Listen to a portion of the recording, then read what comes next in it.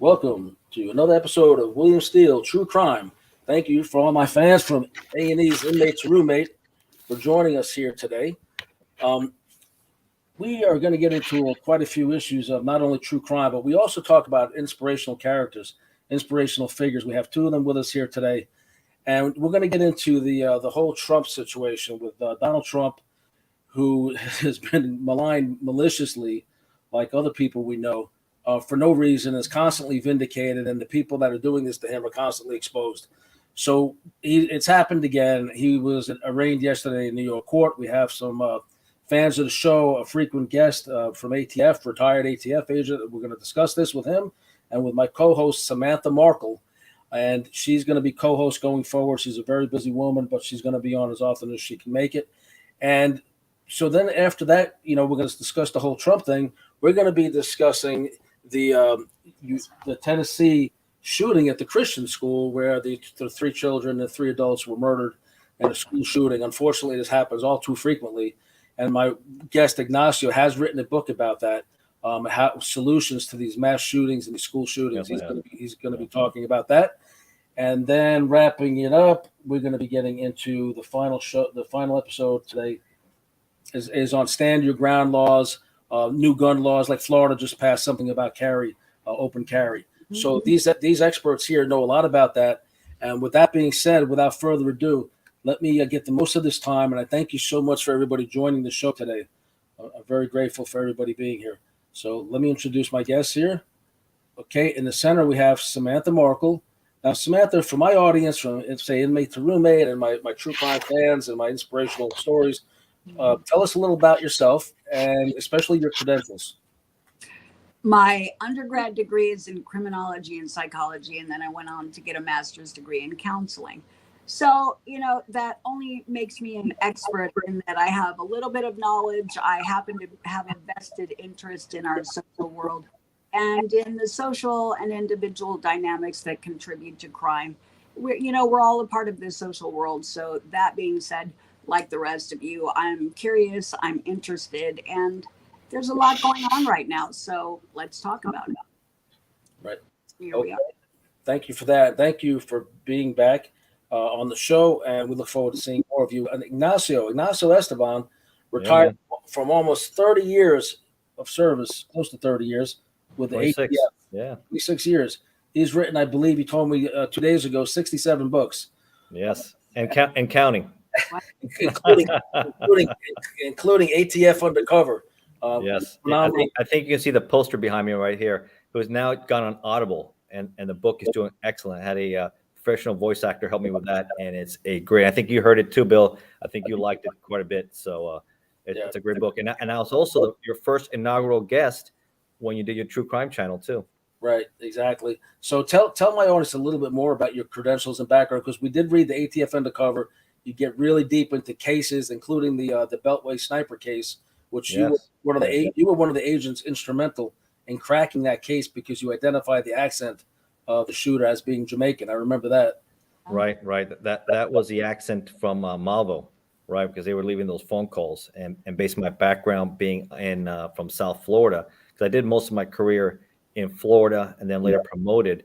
And growing up in Miami, you do develop different accents between Jamaican or Cuban, Puerto Rican, what have you, and I was able to pick that up, and that was instrumental. I was out there doing surveillance.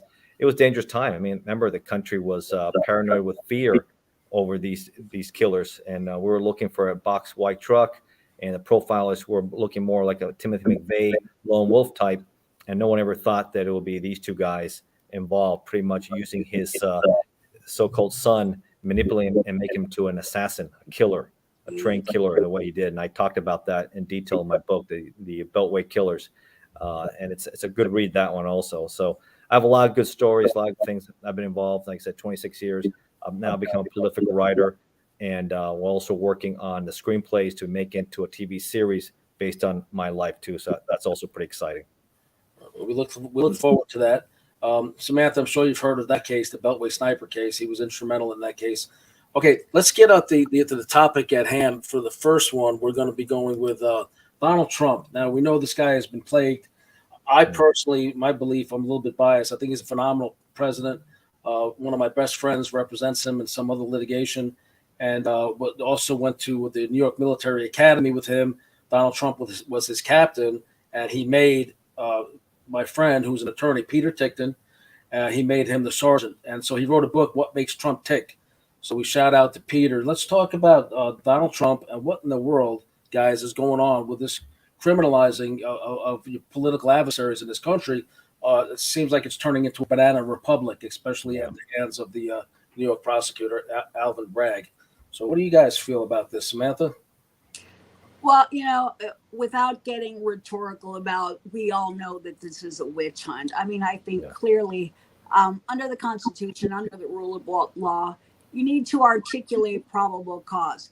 So it's great that they want to try and, go back and make a big deal, make a federal case seemingly out of a misdemeanor that's already been dismissed as a hoax. Stormy Daniels admitted that it was a hoax. She had to pay Donald Trump more than $600,000. So, we're looking at a prosecutor who is now notorious for taking serious violent crimes and reducing them to misdemeanors, yet going after Donald Trump for something like this. And furthermore, he can't articulate the felony stretch that he's going for. What he's doing is he's looking at that misdemeanor and trying to use that as a facilitator for now seeking and inventing some felony charge. In other words, in order for it to be a felony, it has to be based on the tampering with records has to be based on the intent to defraud someone. So what they're doing is the door's open. Now he's going and searching for a felony. Well, you don't charge someone with something that you're searching for. You haven't articulated probable cause for a felony. You have no evidence of a felony, but you want to go hunting for one. So that is a witch hunt and totally unconstitutional. I think it's going to be dismissed, but it's really scary as a precedent because all of us now run the risk of some, whack job, overly zealous prosecutor who, even though he says he's been doing this 20 years, I don't think based on what he's demonstrating could pass an LSAT right now. These guys out there with this authority that they're clearly abusing, saying they're going to charge you for something small that they think they have evidence for, albeit outside of the statutory window, way outside of the statutory window. So it should be dismissed right there. But now to use that as a door to peek in and start looking for things they can make up. This is like we're back in the 1600s. I think it's really psychotic. Got to stop. I absolutely agree. I believe it's past the statute of limitations, and they tie it to a federal charge that he didn't even cite in the documents. So how do you defend against that? Right. And it's obviously like, look, this prosecutor, ALVIN Bragg, has turned New York City into a hyper-violent city. That's my hometown, and it's a disaster under him. And people are getting murdered. People are getting turned loose that have no business on the street with massive records. Now, I was no angel, but I was not like, some of these people turning loose.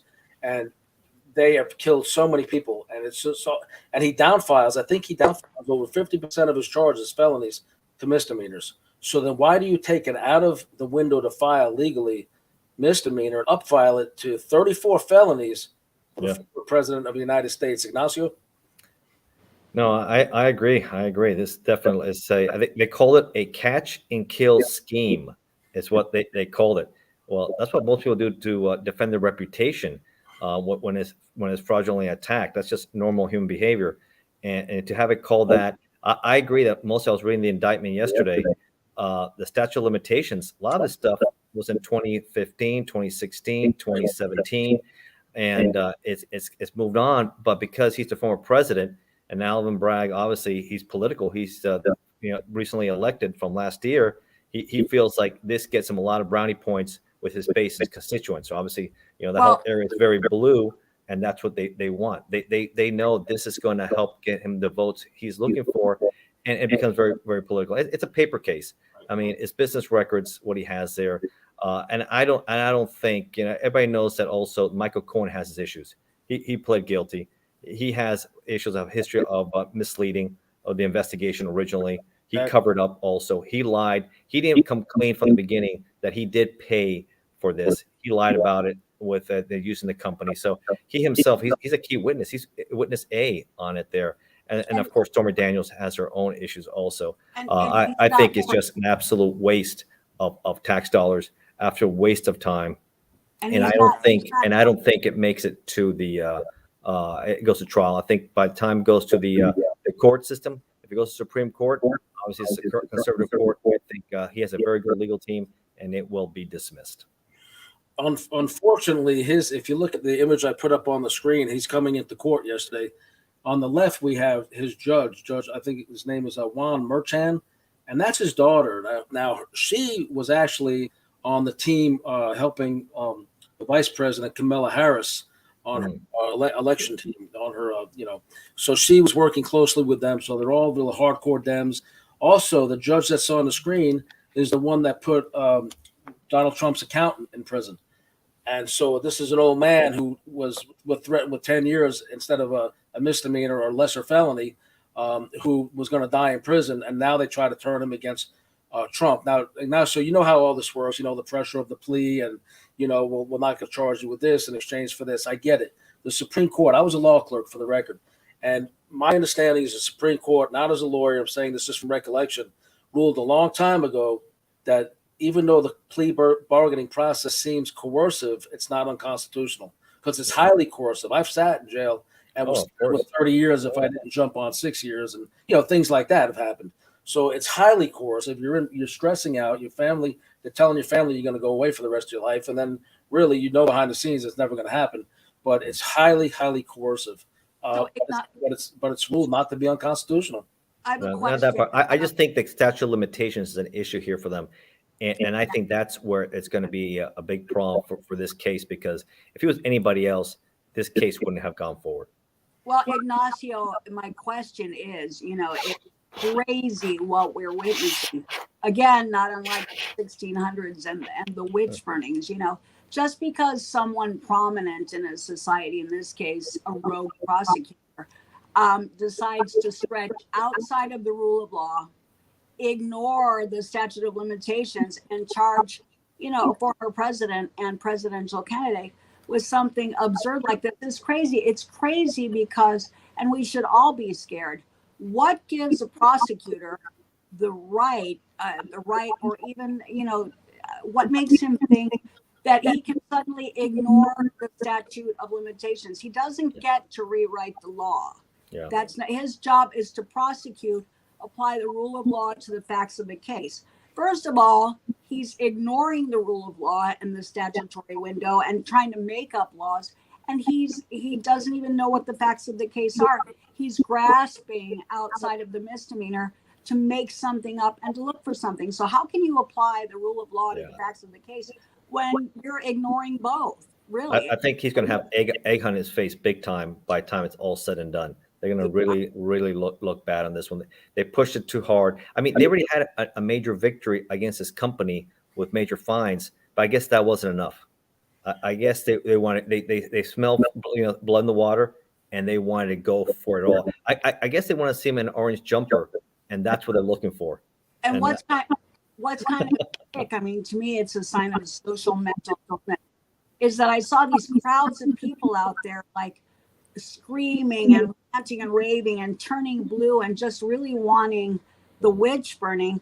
But these are the same people who I watched take fake baby dolls, bang them on the ground, simulating abortion, even late-term abortion.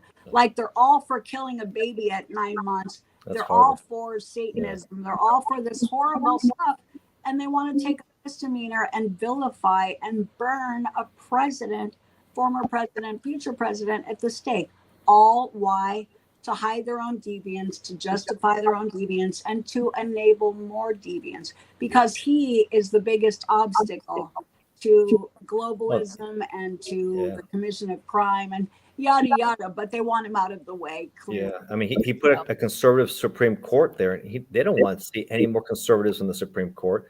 They don't want to see the stock market flourish. They don't want to see lower taxes because, man, most of these guys are socialists and they're to the left.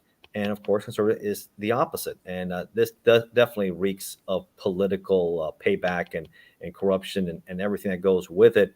And again, there's legal issues. I think he has a very good defense team. I think they have their chances. I was listening to them talk there. I don't think it goes to trial. I think it gets dismissed before that. But unfortunately, he's going to be playing this game for a while. What I've been reading, this other grand jury has been paneled, and he has to deal with what happened on January 6th. That's coming out. Mike Pence is testifying in the grand jury. Mike Meadows has testified in the grand jury. He has all his staff members. And then, of course, in Georgia also, of him allegedly trying to rig the election. So it is not going to stop for him. Unfortunately, he's going to keep on saying this. And I'm curious to see, though, I think he needs to be charged. And I want to see everybody involved in this charged with conspiracy, charged with prosecutorial misconduct, charged with abuse of legal process, charged with abuse of authority. It is gross overreach. And to be clear, you're talking about Alvin Bragg. I say Alvin Bragg and Hillary Clinton for prison. That should be the new. That's right. Yeah, they like that because he said lock her up, and now they feel like they don't lock him up. But I don't think it's gonna end up that way for him. It's so disgusting. They've proven time and time again everything they've ever brought against him has been falsified. In fact, the tweets that he put out was, "I want a peaceful protest at the Capitol," and guess who suppressed them? The old crew under Twitter. When Elon Musk came in, he released all the actual. He released that, yeah. And that one is there the whole time where he was calling for peaceful protest. But the mainstream media won't tell you that is actually what he did say. So they'll tell you all that's going to be another interesting. That's special counsel there with that case, and I'm not sure how close they are to indicting him if he gets indicted. But that's going to be another interesting loop. So it's going to be an interesting loop that's going around and around and around. Yeah. It might be hard for him, but it might end up helping, like I said, Ron DeSantis from Florida. That might lead him right to the path. If Trump can't do it, I think the key is my opinion, is Biden. That's my book there, Joe Biden, One and Done. I wrote this book last April, and that he has already been a president that it's really having mental health issues. You can see that factions out there and poor decisions have been made. And we do definitely need a change. And I think DeSantis, if it's not Trump, DeSantis would be a really good fix to pushing out and go back to what we need to do. And we had a huge red wave in Florida, enormous. Maybe not other parts of the country, but it was an enormous red wave in Florida from top to bottom there. Very popular governor. He kept the business open while in the blue states they were shutting down. And everybody wants to escape California and New York, right? And they're all coming to Florida. So he did some good things there. I tell you, Ignacio, it's been no secret that you and I have agreed to disagree on this one. You're not a big DeSantis guy. I was incarcerated for nonviolent crimes for over 18 years, and I was getting out in time of COVID. And COVID, we had the prison locked down. I was held in another state as an escape risk, and that state was emergency releasing me as a nonviolent offender. I had taken college courses. I was a law clerk. I had no disciplinary charges, and certain categories of offenders they were emergency releasing, even some of them just a house arrest for the last few months of your sentence. State I was being held, emergency released me, and they said, "Oh, wait a minute, Florida has you here. You have to have the governor sign off on it." Well, the lawyers and everybody went to DeSantis, and he wouldn't release one nonviolent offender to save their life from COVID. So in my view, he's got many deaths on his hands, not the least of which is the unprosecuted case of the murder, the killing of Ryan Modell, and we're going to talk about. We'll talk about it a little bit later. Yeah. He may have his issues. Like no one's perfect, but he's a lot better than Joe Biden, and he'd be better for the country. Oh, absolutely. Now, I want to just add this real quick, if we get back up to January 6th. Now, I did some research on some of the laws, and again, I'm not an attorney, but there's a different standard for a president or presidential candidate during an election period to use hyperbole and rhetoric, and it's allowed, and it doesn't. It's a higher bar for them to get in trouble for saying certain things than a citizen. Nobody is allowed to incite violence, but they also are allowed to put bombastic claims that normal person would get sued over. And usually the rulings have always come down in the favor of, well, candidates are in a different category. Same thing like in possessing the boxes of classified and top secret materials. He, as president and ex-president, is exempted from all those laws, and he can still possess them. Whereas Biden had all that stuff in while he was vice president and senator. And he's still refusing to turn some of them over. Yeah. And had them in a storage unit in Chinatown. Why? Even Mike Pence had some in his house. You see that? Yeah.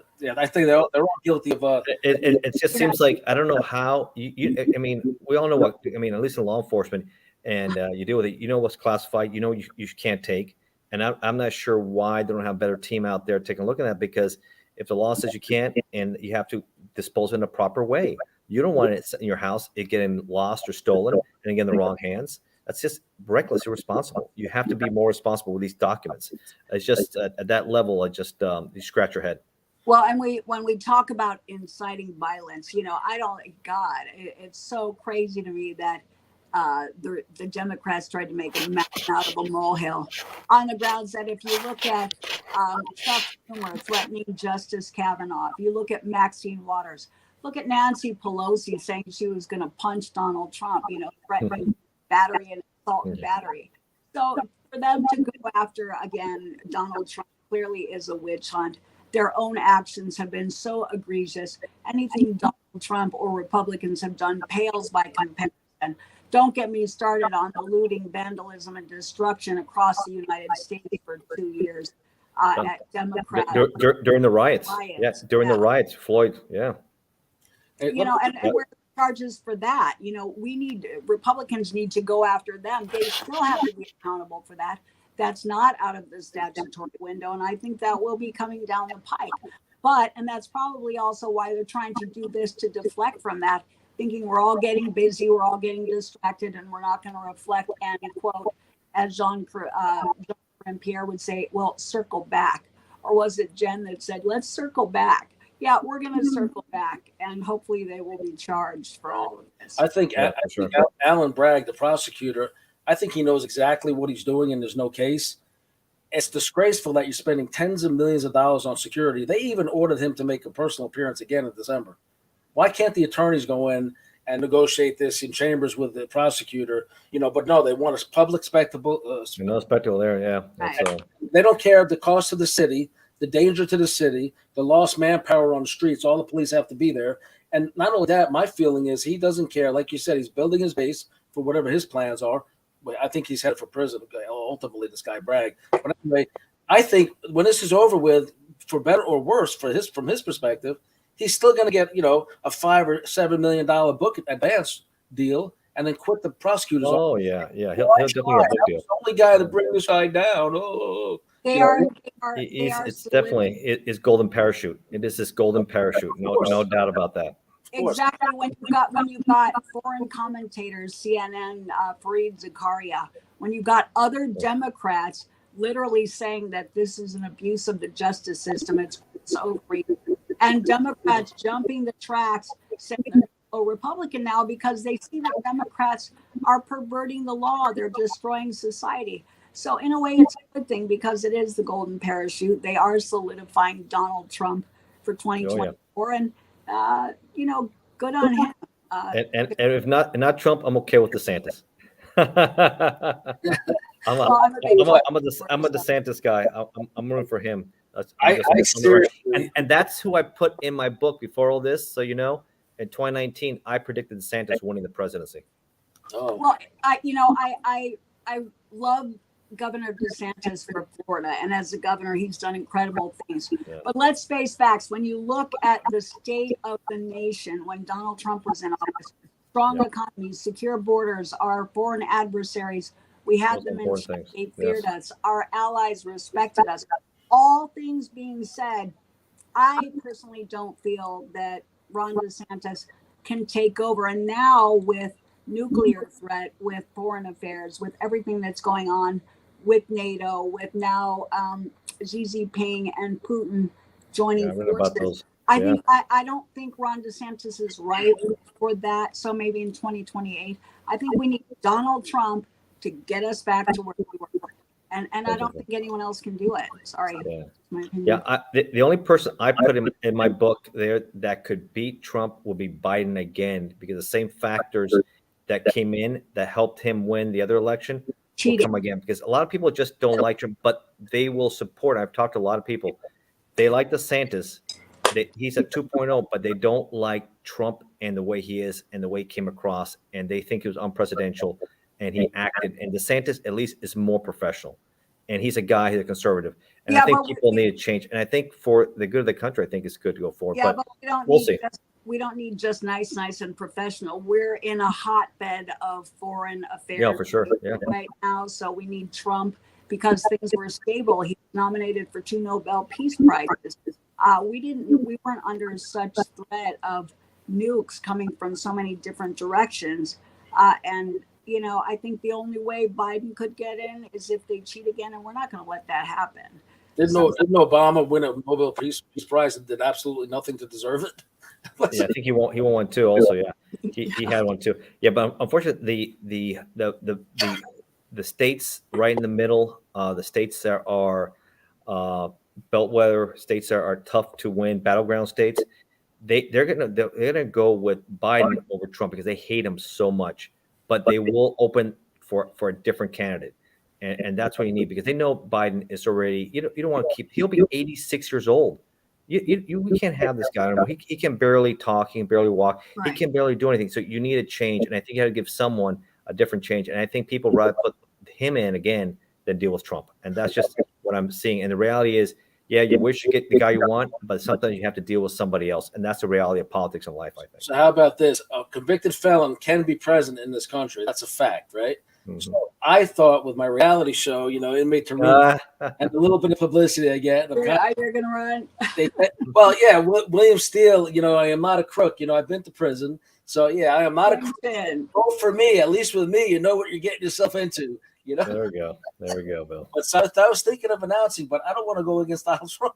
But I'll go against any of the other ones. I've got the gift of gab. I know how to figure things out. And guess what? If I need a consultant, I can ask you two, or I can go right to Donald Trump or his son, Don Jr. Yeah, Cole Jr. He's a very smart guy. I'd go to any of those guys to be my consultants. All right, Bill. Sounds good, man. All right. So we're going to wrap this up now. We know that what's going on in New York's a fiasco. It's improper in a political mode. Let's transition into show number 2. We're going to go into this mass shooting. Now, Ignacio wrote a book. Bill, did you also post the indictment on your site too, right? Yeah, the indictment, the whole thing is on my site. It's on my Facebook, and I think I put it on my TikTok as well. So I encourage everybody to read it for sure. I read it last night. I could put it on my website too, and maybe put a link to read the document. But so we're going to move on to the mass shootings and solutions because Ignacio is former ATF. Yes. You guys see his book up on the screen, his badge in the middle. It's on the cover of ATF Undercover, his autobiography.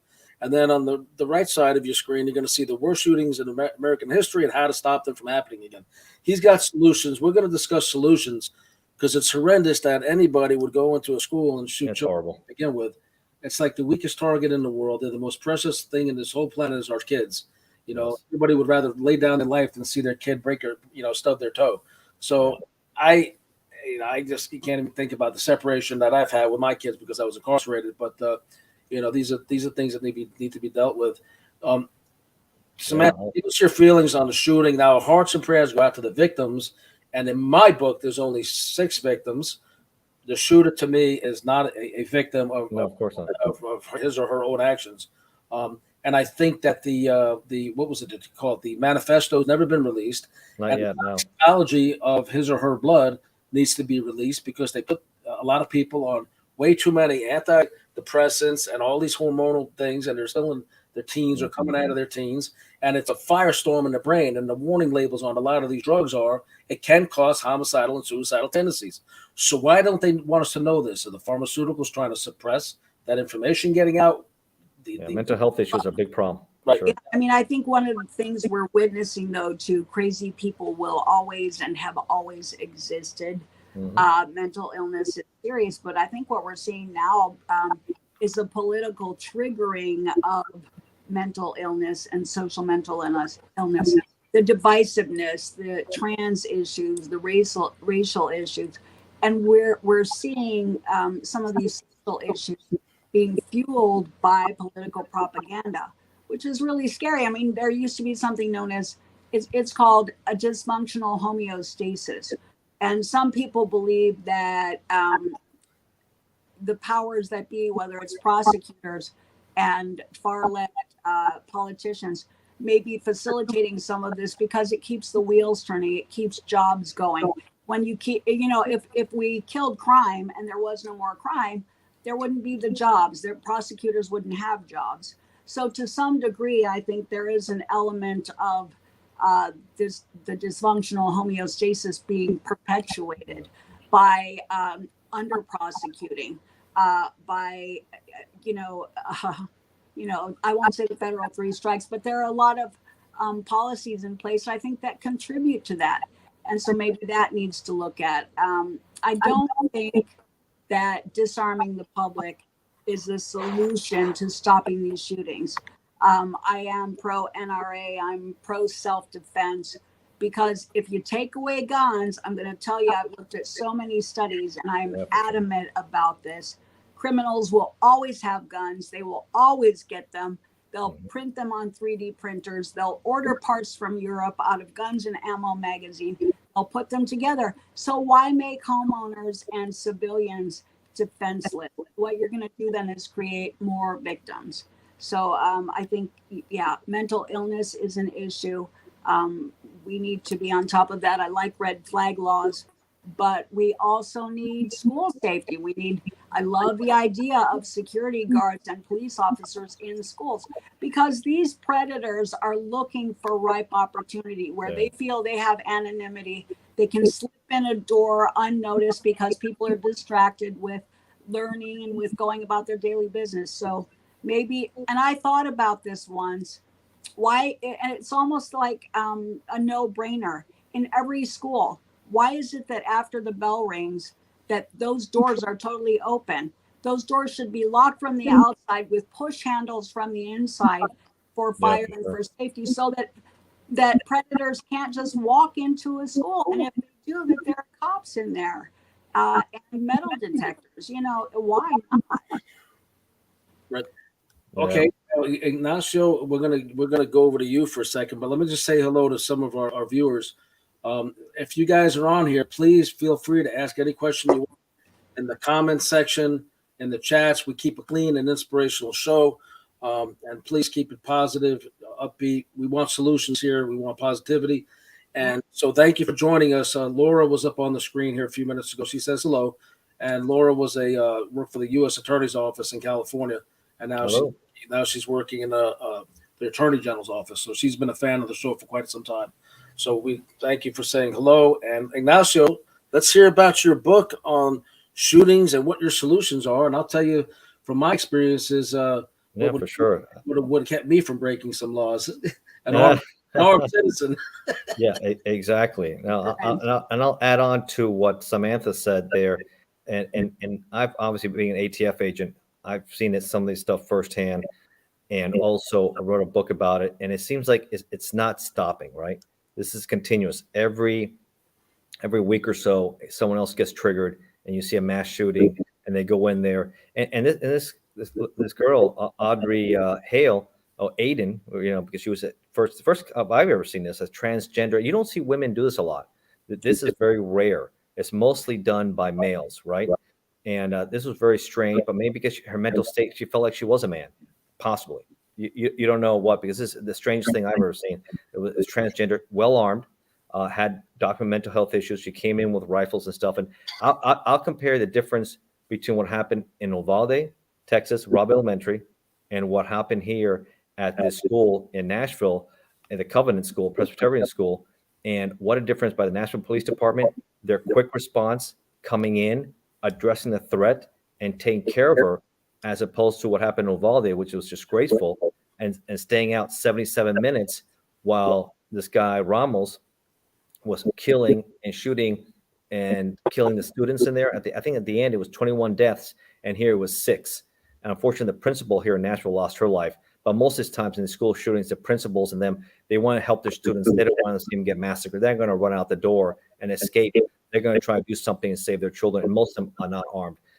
And that goes back to the point where you need good policing, because you can still have policing. And we saw it happen in South Florida and Parkland, where they were there, the Broward County Sheriff's Office, but he didn't go inside, the resource officer. He stayed outside with a radio while the shooter stayed in their cruise, and he was killing the students and the teachers while they were trying to fight, and he didn't go in there and did it. So it's a combination. You need good policing, like you did in Nashville, but not bad policing like you had in Broward County and or what you had there in Uvalde, Texas, where they stayed out there and let the killer have their way in the classroom. You can't have that either. So there's a lot of things that has to be done. Nashville was good, but still was too long, right? By the end, it's still 6 dead. That's still including the principal, the custodian, a substitute teacher, and 3 9-year-olds. which is heartbreaking to see that. We have It could have been a lot worse. So we have what do we need done? Maybe some armed teachers, after 9/11, the pilots, right, had the option for those who wanted the training to be armed in the cockpit to protect the passengers on board. That could be the same thing with the teachers or faculty members, because it still takes a while for the police to get out there. And not every school has the resource to pay for off-duty or security. So it's something where we're spending billions and billions of dollars in Ukraine. Maybe we should have a force, because I think every parent wants peace of mind when their kids go to school to know they're safe. And that should be at least a safe. I know I grew up, school was a safe area. We didn't have this, growing up, and I know you guys the same. So I hate that, I have two daughters, and you think it back your mind. I'm seeing now more schools where they're having more off-duty or resource officers. They're more and more, but not every school can afford it, and a lot of places can't do it. So I think that's something that can help, is to have a nationwide police force like we do with TSA at the airport. We fortified the airports, right? Well, we should fortify our schools, because at least we can do for them in their future, so we don't have to see this. Because unfortunately, hey, most of us are pro Second Amendment. You have to defend yourself. But the bad people, the bad guys with mental health issues, she knew this was a soft target, and she picked up, and she went to school there. So there's a lot of issues. She was an alumni there. She knew the school set up there, and a lot of them are like that. So you have to fortify these schools better, just like we do our airports, so these kids of ours can be safe there. So I think definitely fortification is important. You have to follow up. A lot of these have they information on social media. They're talking about what they're doing, what they plan to do. That has to be reported. If you see something, say something immediately to address this. I think the parents tried to remove one of her weapons. They thought they did, and she has 7 more. So these are problems we're dealing with within our country. I think fortification, mental health crisis is a big issue. Teachers being armed if they like to. All those factors have to come in. And because if not, this is just going to be a cycle that's going to continue. It's not just going to be at the schools, but it could be also at the shopping centers and stuff. So these are things where maybe we have to take a little bit more like Israel. If some blue states don't want you armed, well, they have to provide security, because if you're not going to provide the security and you don't want anybody armed, then this is the things that are going to happen in our society. And what is your take on, I mean, I'm an advocate of paramilitary policing for its visible deterrent effects. In other words, I think, undercover cops have their purpose and application, but I think from a deterrent perspective, I think the high profile visibility, the squad cars, the uniforms, being armed. I mean, those are all deterrents to an offender. Sure. Absolutely. And we know that, I mean, there have been times that an offender knew a certain location had armed guards and chose a different location because of that. They want to get in and get out, commit their crime without being apprehended or killed. Let's face it. I mean, they want the path of least resistance. So keep the barriers up, and I think the paramilitary presence is really important. I think it creates a sense of confidence in the community. I think kids would feel safer, teachers would feel safer, but the offenders will probably they will somewhere else. Yeah. So that's why I think we definitely need a federal police force, just like TSA, but for our schools. And we need to that. We're spending billions in Ukraine. We can spend $1 billion for that. I think that's great for peace of mind. We absolutely all want our kids to be safe at school. Exactly. That's one start there. And if they don't want to do that, then you have to start letting them arm the teachers, the faculty members, other people, just like the pilots did. We were also a force multiplier with the air marshals, because air marshals were limited, right? So we would talk to the pilot. We're federal agents. We armed on our flights. We would identify ourselves. So maybe we need some of that also with law enforcement in the community areas who volunteer and help, and they can be a force multiplier also.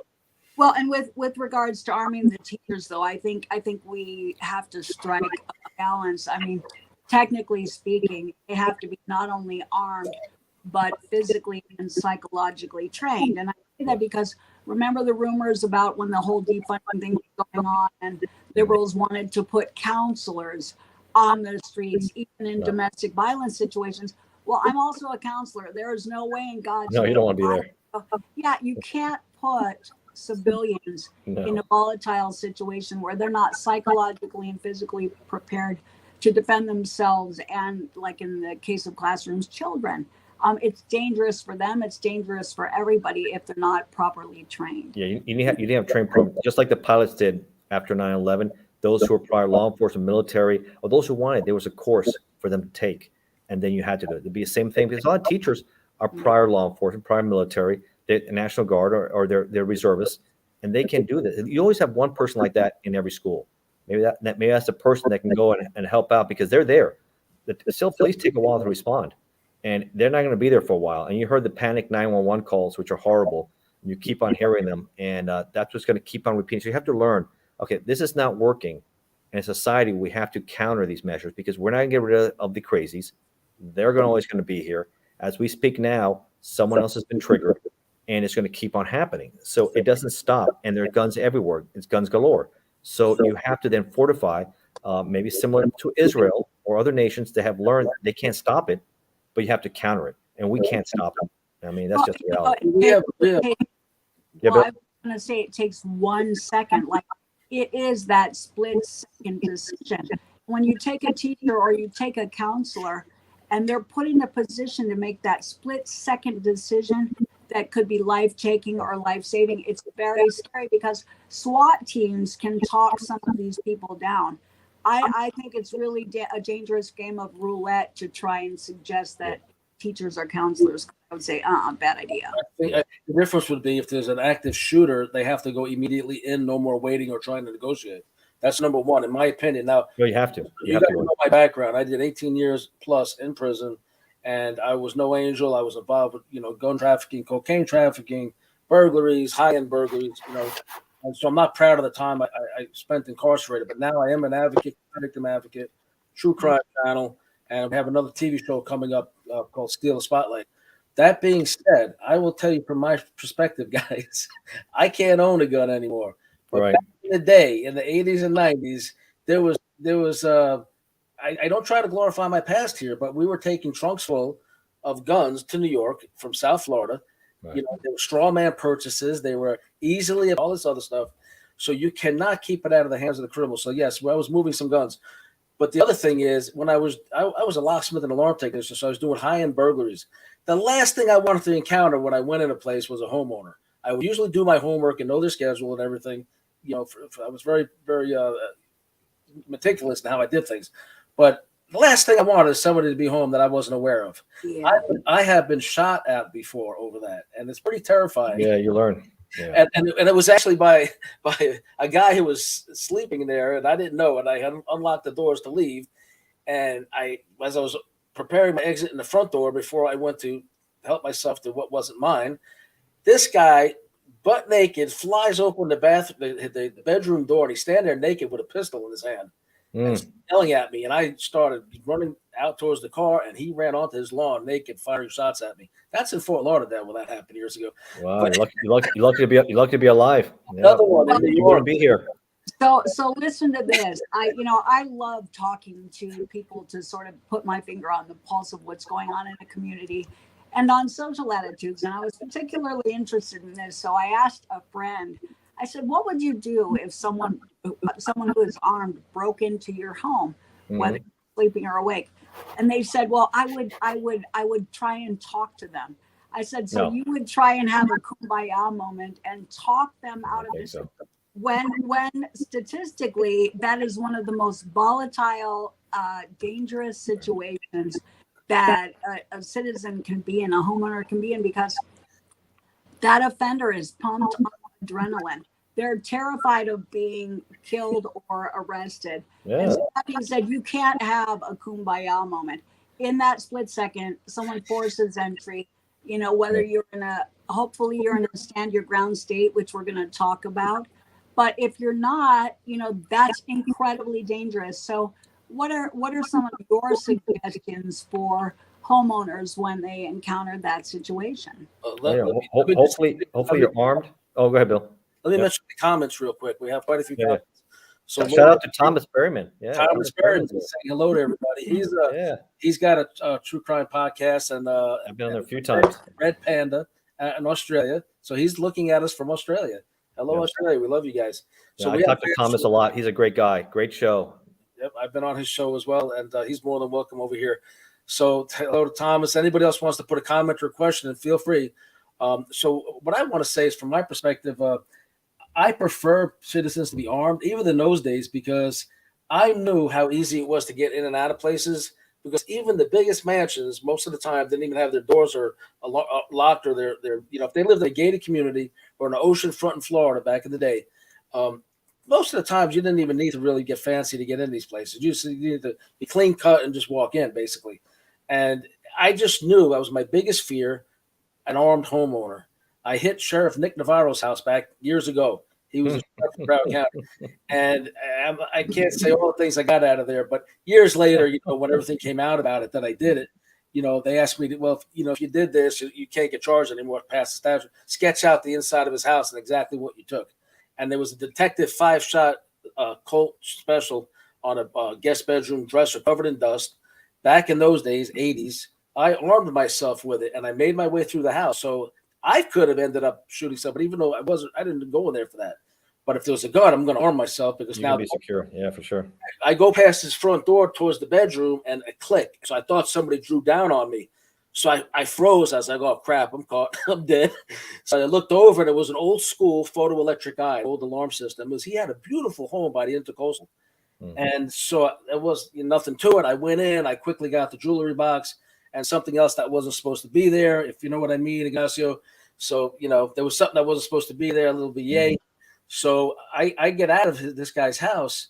And when I got to where I was staying, I was on the run, actually, with some girls from Ireland. They were on the run from immigration. And so I looked through the stuff, and it's like, there's the ID, Sheriff Nick Navarro. And I'm like, wait a minute, that's the guy on the Cops TV show like every day. This is the 80s when the Cops first started. Right. Boys, bad boys. I recognized him, like, holy crap, I hit the sheriff's house, the sitting sheriff. So I was kind of, but I always went with a police scanner, and I knew if I screwed up and the police were on their way, I'd get out. And so I looked through the rest of it. There was a card from President Reagan in his jewelry box with a presidential seal on it. It said, "Dear Sheriff Nick Navarro, thank you for your assistance on the South Florida Drug Task Force. Sincerely, President Ronald Reagan." And there was, it was in his little jewelry, my little card, like a thank you card. Did you put it back, or you take that too? Oh, everything except for that gun and the yay wound up in the Intercoastal Waterway. Everything, the jewelry, all of it. The gun I ultimately traded for a bulletproof vest, but that gun almost killed somebody, because when we were doing a deal with it, it dropped and the hammer broke off. But in the process, fired around, and that gun spun around on the floor about 1,000 miles an hour. Thank God nobody caught that bullet. No, not that. No problems. Well, nothing good comes out of that. Nothing good. It's really scary, and this is where I'm going with this regarding ground laws. It's really scary to think that in some states, and we've seen cases like this in case law that blow my mind, that including the old trap gun cases and traps set for intruders, and then the homeowner being sued for nefarious devices are illegal in this country. But if someone breaks into your home, there's some places where if you hurt them, or if they twist their ankle in your home, or you kill them, that you are liable, and that's ridiculous. It's called a nefarious device, and I used to have a legit security company in New York, and I went to all the trade shows, and you have, like, even to this day in South Africa, carjacking is so prevalent. There's companies that design flamethrowers that instead of opening the door, the guy's got a gun, open your door. They hit a button on their wheel, I guess, and it's got two jets right by where the guy's feet are that blasts a flamethrower flame right in the guy's face instantaneously. Well, that's a good thing, right? You stand your ground and protect yourself. It's legal there. Try that here, you're going to prison. Yeah, but you carry your gun and blast them in the face too, though. So what's the difference? Yeah, but you can discreetly get to the button. I don't think you could discreetly get to your gun. You got to be fast like you. You're probably it'd be quick. You got to have it on. Yeah, you can't have it locked in your box where you can't reach to it, and the guy has a gun in your head. Well, that's not going to help you. You got to have access to your weapons. That's for sure. Well, hopefully you don't live in a state like New York, and you're not, dealing with someone like ALVIN BRAGG. I don't live in blue states. I don't live in blue states. Smack on the hand, it'll be reduced. But so if you live in a stand your ground law, articulate for the audience what you have to be able to show to justify, to show self-defense, to show imminent danger. For example, Florida, where the next story is going to be about. a guy Yeah. claiming it. You have to fear for your life. This is your home. Someone broke into your house, and you especially, and you also have the castle doctrine also protecting you. You have stand your ground, the castle doctrine. You have the right. This is your home. You don't have to flee and run away. You're allowed to stay in your home and defend yourself. Especially you have family and children. You know, these people come in there. They may kidnap you. They may try to kill you. They might steal everything. They don't want witnesses, so they may try to hurt you. So yeah, absolutely. But the key is also learn how to use your weapons. Nothing's worse where you don't know how to practice. And that's not the time to learn how to shoot, right? You better go to the range, better have the conceal. You better train, because when the thing's happening in real time, you might freeze. You might not be able to pull the trigger. You might not be able to get to the weapon. So make sure you have all that ready, but you have a right to defend yourself and your family. And it happens all the time. You can look at the case laws inside and videos. You see people have cameras inside, and you see the videos. I saw one the other day. These guys broke the door, came out the door, and the owner started blasting at them. Boom, boom, boom, boom, boom, boom, boom. And boom, they turned right around. He didn't shoot any of them. He didn't hit them, but they ran out the door. Sometimes it doesn't end up that well. Well, and I've seen those cases where the offender, the intruder, is shot in the back. So, you know, under most laws, most states, most cases I've seen, you can't shoot an offender who is attempting to flee your home.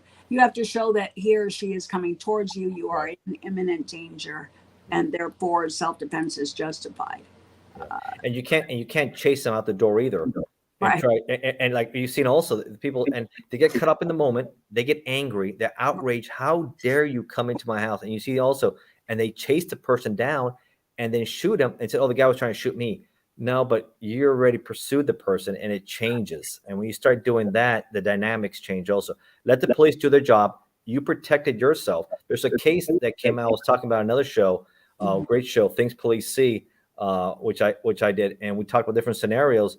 And this was I want to say it was in Texas. And he had his car stolen, but he had one of those tracker, you know, the Apple thing that people keep in their cars in case it gets stolen, what have you. So he's able to track his car. He found where it's at, and he confronts the guy, and he kills him. Now, he tracks him. This is like So what you should have done is, when you find your car, is call the police, because it's already reported stolen. Let the police do their job. That's the important thing. Because if now you're going to confront the guy, you know what's going to do there. It's premeditation. So let me just really back up for a second. So that becomes premeditated murder, the way he went about that, even though he found the guy. Good for him. Okay, so police. Let the police do their job. We're not about Wild West justice here. You know, we support the rule of law. Even with my background, I do, because I have, you know, family and loved ones I would like to have safe. Even my haters and trolls, I'd like them to be safe. You know. So listen, here's what we're going to do. We're going into this third part of the show, so everybody knows that it has to do with stand your ground laws, has to do with the right to arm yourself or not, and in what circumstances. In our opinions, none of us are attorneys here, but everybody here is a big advocate that the guns should be readily available. Bottom line, in this country, the cat's out of the bag. There's too many guns out to control it. Oh my God, yes. Because I was a criminal, I could get them anywhere, anytime. Period. So we're gonna get into the case. Sorry. No, I was just going to say, here we can bring up the Ryan Modell case. Right. That's what I'm doing. Yeah. Yep. That's exactly what we're doing, Samantha. So Samantha brings up Ryan Modell. Now, we had his father on, Sandy Modell. You'll see the images on the screen. Mm-hmm. He lost his mother about a year before he was killed. She's on the screen, Donna. And he died from a heart-related condition suddenly. Ryan went on to take classes and learn how to work with pacemakers to create a better pacemaker. This is a good kid. His father, Sandy, is a very prominent, very, very prominent college professor, Sandy. And I was saying that was my guest this week, because in a nutshell, here's what happened, and then you guys can get into the logistics of the law. And this is really a cut and dry case of premeditated first-degree murder, in my opinion. However, the shooter he lawyered up, waited 2 or 3 weeks to speak to the police, and they suddenly come up with stand your ground. Here's what happened. So he graduates, he gets a job. He's in Lee County, Florida, living in a beautiful condominium complex. He's going to go back to live in Orlando, okay? So Lee County, in the complex, the buildings look identical in this complex, and him and the killer live in apartment 102, unit 102. These are $500,000 beautiful condos. He's out with friends having a few drinks because he's leaving. I think it was the next day. To leave the area, he got his new job. He graduated. And he was only in his swim trunks out by the pool. And when he went to go home, he accidentally went to another building. They all look identical. knocks on the door, tries to get in, thought it was his apartment. The homeowner's pissed off, answers the door with his wife. They get into a little confrontation. Hey, you're drunk, you don't live here. And he says, whatever. We understand that he kind of backed up and that they knew who he was, that he was from the complex. He wasn't a threat. So that being said, whatever happened, maybe words, we don't know. But he slammed the door on him, caught his foot in the door. There was some blood. So he leaves to what happened? What just happened? He always got a few drinks in him, admittedly. Even the father admits this. But he goes like 100 yards away, sits down, gets a garden hose. He's hosing off his bloody foot. The guy, James Stephen Taylor, decides with his wife to call 911. Hey, a guy tried to get in our place. We don't know who he is. But I think it was the wife told 911. He lives here. He's just drunk. He's a kid. No big deal, but just, check it out. So I don't have the call exact photographic memory. So what happens is they tell these people to stay in the house. He's already armed. He's got a Glock 10 millimeter with a laser sight and a flashlight on it. They're told to stay in the house. The police are on the way to check out what's going on, make sure everybody's safe. Instead, the guy waits almost 5 minutes and decides to open the door, leaves his wife in there in an unlocked apartment, and goes roaming the complex looking for Ryan Modell. Sees him sitting on the grass, hosing his toe off, puts the laser sight on him. He turns around, stands up. The shooter gets wet.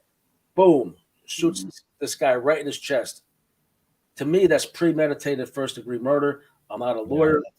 He claims stand your ground. The prosecutor, Amir Fox, and Ron DeSantis are refusing to move this case to another jurisdiction because they're afraid to lose the vote of the NRA for political purposes, presidential run or whatever. But we've talked to NRA members. All of them that we spoke to agree this is not a case of stand your ground. The detectives on the case, it's first-degree murder. The detective wanted him charged. First of all, he had the opportunity, Mr. Taylor, when he was in the house, the door was already closed and locked. There was no more imminent danger. Yep. So for him to take a firearm, a Glock, go outside and seek out Ryan was on the ground with his back turned, according to the report, turned around, no threat. So clearly Mr. Taylor was the aggressor. But I think what happened, and I mentioned this to CL, was that it's a felony in Florida to aim a firearm at someone. So even though he might have initially been doing it to intimidate and had some psych issues with regards to his self-esteem, as evidenced by a lot of things, I think what he did, he snapped. He realized that he's holding a gun to a drunk kid's head and he's got to shoot him so he can't talk. This is my opinion. So he can't talk and he can't be a witness. Right. And therefore, I think he knows what he did. He went outside with no imminent danger, pursued him maybe just to puff his chest and intimidate him. Seems like they probably exchanged words and he just pulled the trigger. And that, so I don't think it was second-degree murder. I think it was first because he went outside armed with the intent after there was no threat. Yeah, it's definitely not self-defense. It's not self-defense. That's for sure. Especially the police told him to stay inside, right? And I heard, I think it mentioned that maybe he has some other anger management issues. Maybe he also had been drinking. There's a lot of factors in play there. But that's not what the intent of stand your ground was. That was the opposite. Like the guy out there in Texas who tracked down the guy who stole his car. No, you're tracking the guy down. Your intent was, I understand you want to recover your property. We all get that. There's a way in a civilized society how we do things. We're not in the wild, wild west anymore, where you said, "Oh, you stole my horses. Well, this is what I'm going to do to you, and I'm going to get you good." And he killed him. He can't do it. This is the same thing. Maybe the guy wasn't all there with whatever, and then all of a sudden he realized he killed him. So that's a hard situation. Let's look at, I think disparity of force is also an issue that comes into play. Ryan was on the ground with his back turned. He was not armed.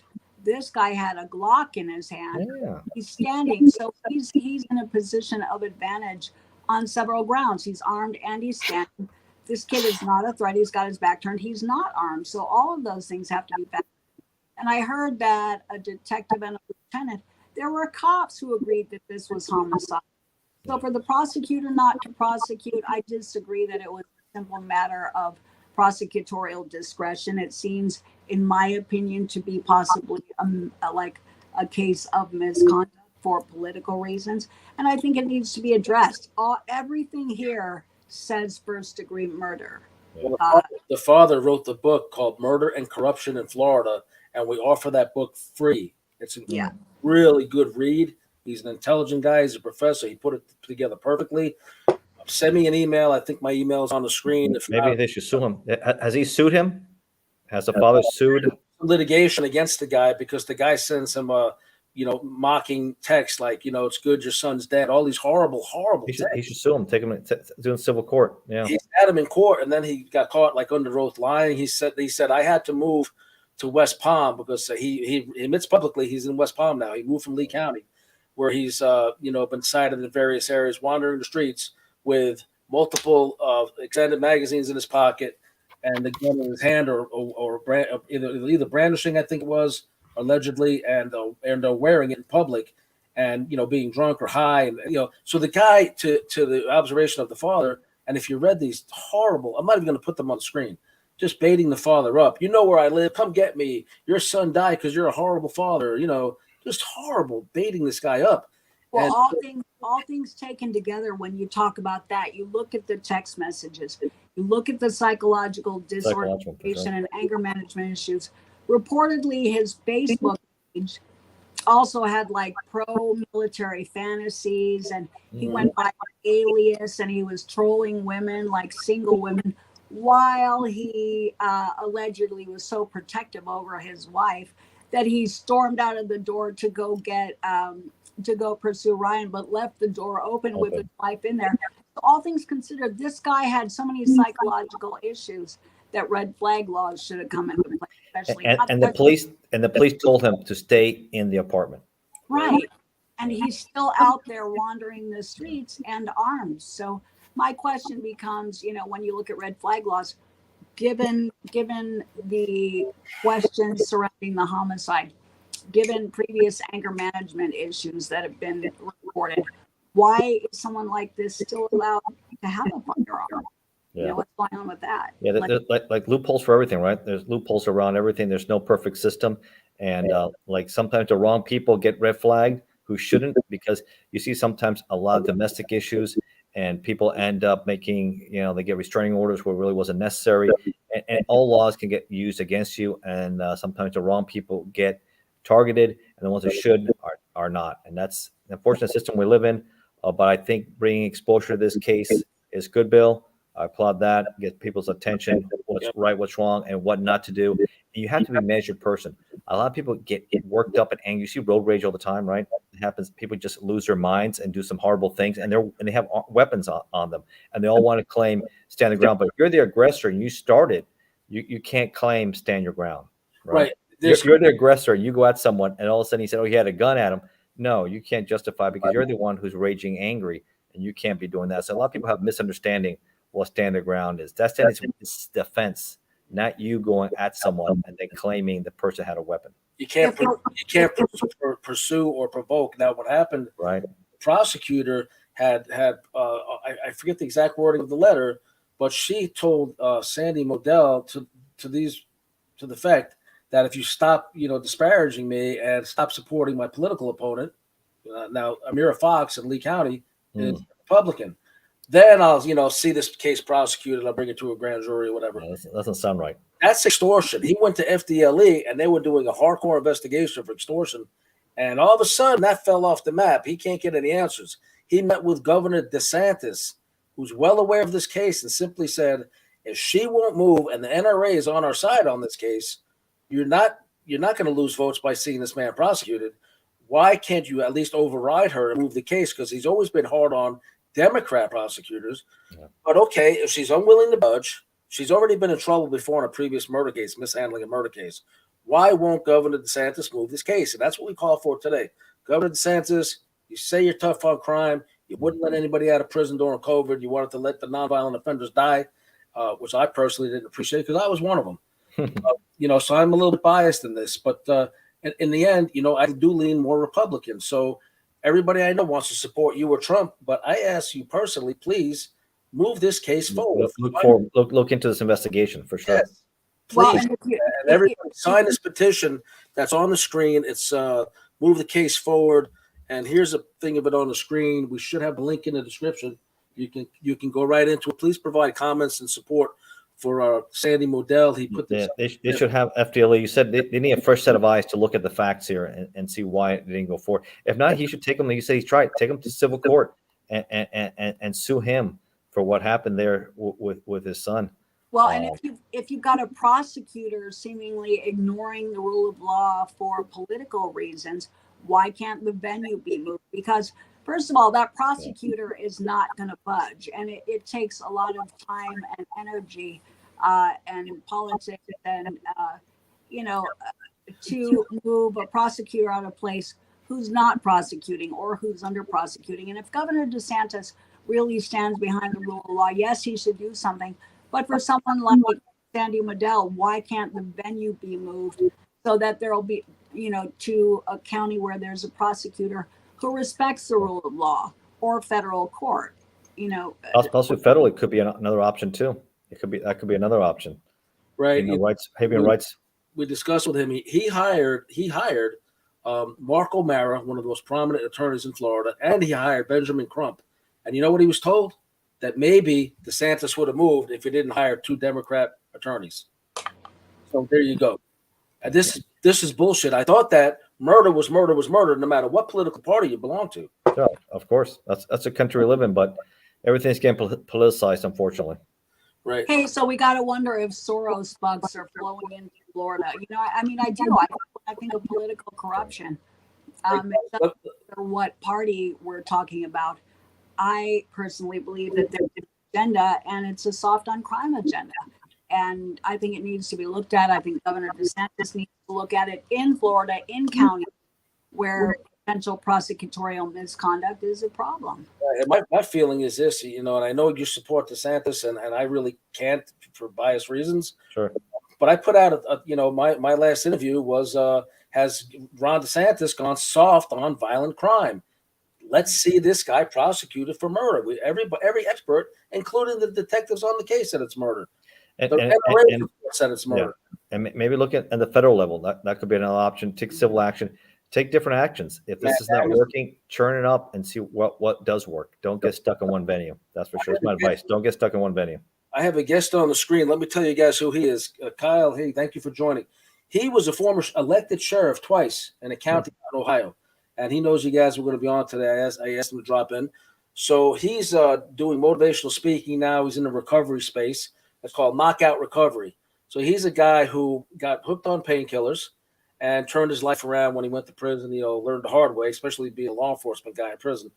But so now he's really doing great things. And he and I expect to do a few shows together. And I'm going to have him on Steal the Spotlight. Oh, by the way, guys, announcement here. Both of you two made it to my first episode of Steal the Spotlight. That's going to be airing on TV soon. So awesome. It's clips from our previous interviews, and it's initially a minute or two maybe, and then we'll put other clips in. And if you guys want to come on live one day, you're welcome to do that. But sure. You guys got edited in about 2 days ago, so I made sure to include you both. So, Steal the Spotlight. I like it. Steal the Spotlight. That's going to be that's the name of my public relations firm, and I think I can announce publicly here if it's okay with. I didn't put it out formally yet, but my public relations firm is brand new, and my first client is who? Does anybody know? Nope. You'll have them lining up after this. Samantha has been wonderful to allow me to call her my first client. She's free to also work with other people, obviously. But she's awesome. She has previously worked with returning prisoners to try to help them get on their feet.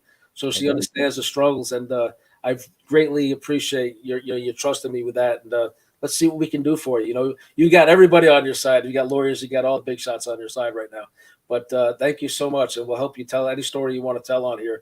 And for my audience, we vet everything. We have lawyers. We have there's been PIs. We know what the truth is and what's real, what's not, And we just thank you guys for coming on the show. If there's anything you guys want to add, I asked everybody to sign the petition for to move the case. It's in the link in the description.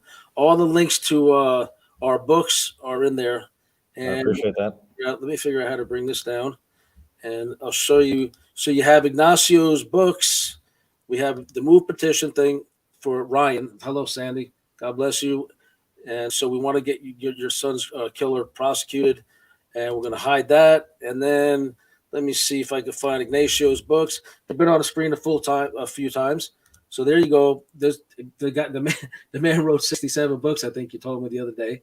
Quite a few out there. So Yep. if you from fiction to nonfiction, mostly nonfiction, and if you love organized crime, you like law enforcement, the one percenters, the American mafia, Italian mafia, Yakuza, cartel groups, it's all there. So you enjoy those kind of reads, true crime reads, please look it up. I'm exclusively on Amazon, and I'm starting doing a lot of Audible books. So I started with ATF Undercover, and I'm working with the rest of them. So it should be coming out shortly. We're looking forward to the TV or movie. I know you have a few things. So That'd be nice. So now, for my case, you guys know I got out of prison. I was offered a spot on A&E's Inmate to Roommate, and I put something on the screen. There's my producer, Joe Ruzer. Shout out to Joe. An Inmate to Roommate was tracking recidivism rates for people who were living with a not family member upon release. And it shot up to be one of the top reality shows in the country. It currently has 11.1 million views on TikTok. And as for writing, please hit like and subscribe, guys. I'm trying to build these channels out. If you're on here watching, just hit that subscribe, hit the like. It means a lot to move towards being an honest living doing this. And I wrote some books when I was incarcerated about people I've encountered along the way. One of them was Robert Durst, so that's Sex and the Serial Killer. My co-author, Gary Greenberg. This is about Robert Durst. And Gary is the editor of the National Enquirer. He's a very, very dear friend, and he's a gentleman and a scholar. Thank you, Gary. And then about Ghislaine Maxwell. And I knew her for a very brief time. I've been in the Palm Beach house and, didn't hang out there long. But so I wrote those. And I'd like you guys to support Ignacio's books, my books, please. All the links are in the description. Now, Samantha, we're waiting for your next book. I know you got a few things in the works, but whenever you do, you're more than welcome to come on the show as guest, co-host, whatever, promote whatever you're doing. Because we love you and we feel for you and everything you've gone through. So, thank you so much. Yep. Thank you. All right, guys. Anything else you want to wrap with? No, that's great, man. It's a great show, great content. And if you enjoyed this, you can look at our previous shows. We've done quite a few together. And also, if you like what I'm saying, you go to YouTube or Rumble and type my name. And I've done over like 70 shows already. So please enjoy them. All right. All over the world. As you can see, I'm a big fan. Thomas Berryman from Australia. I've done quite a few. I've been, I think, all over the world doing shows too. So I kind of enjoy making a lot of friends. A year and a half ago, I was in ATF headquarters, and I never thought I would be here doing this now. So how times you get motivated, you get on something, things can change. And as I retired from ATF, I have not retired from life. No. we all support Donald Trump as far as what's happening to him legally. So I wanted to see if shout out to Donald Trump. You're a strong guy, and you or your kids or anybody close to you, welcome to come on the show. Your attorney did, Peter Tickton. Thank you, Peter, for being here for us and giving us some insights about what makes Trump tick. Your book, and we thank you for that. Again, shout out to Sandy Modell, Samantha. I can't even begin to tell you how grateful we are that you're back here joining us again. Thank you so much. We appreciate your insights as a co-host. You've been excellent. Thank you. Thanks. Great to be here. Thanks. All right, everybody. Please hit like and subscribe and check me out on my podcast by the same name, William Steele True Crime. And we have inspirational figures. If you have an idea for a guest, by all means, contact me. We keep it positive. Thank you, everybody. Thank you.